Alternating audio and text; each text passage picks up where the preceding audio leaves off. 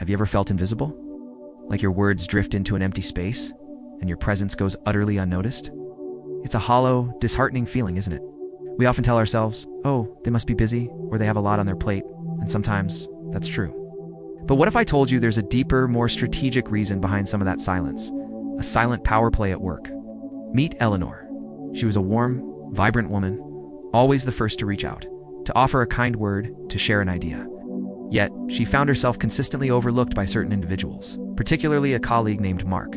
She'd send thoughtful emails, suggest coffee breaks, or simply try to engage him in conversation, only to be met with polite but dismissive brevity, or sometimes outright silence. It stung, leaving her questioning her own worth.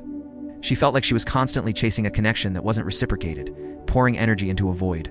What Eleanor didn't realize then was that Mark's behavior wasn't just about his schedule. It was, perhaps unconsciously, a strategic move. In the subtle dance of human interaction, silence or ignoring can be a tool to gain power.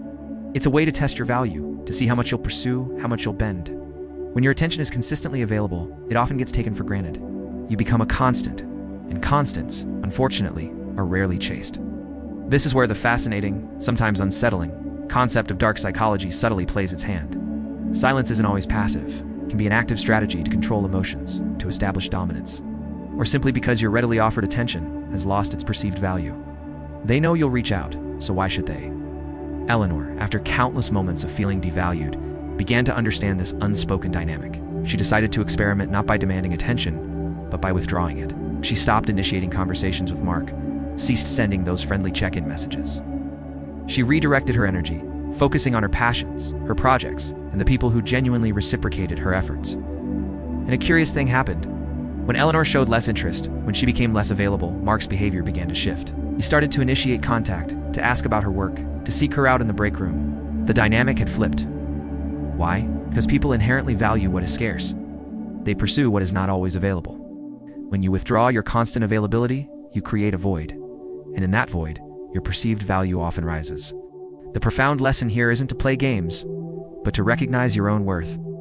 You don't need to beg for attention. Your energy, your time, your presence are precious. The true power lies not in chasing recognition, but in becoming someone they cannot ignore.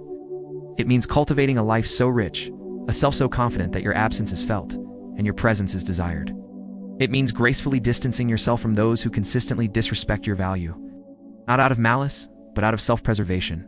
Become the person whose attention is a privilege, not a given.